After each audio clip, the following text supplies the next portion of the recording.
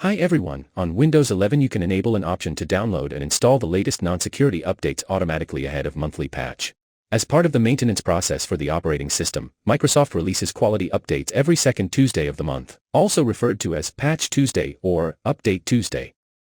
Internally, these updates are known as the B release because they roll out during the second week of the month. These types of updates include security fixes and non-security fixes, new features, and improvements.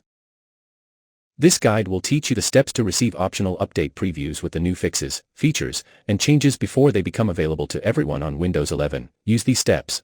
First, open Settings on Windows 11 and click on Windows Update.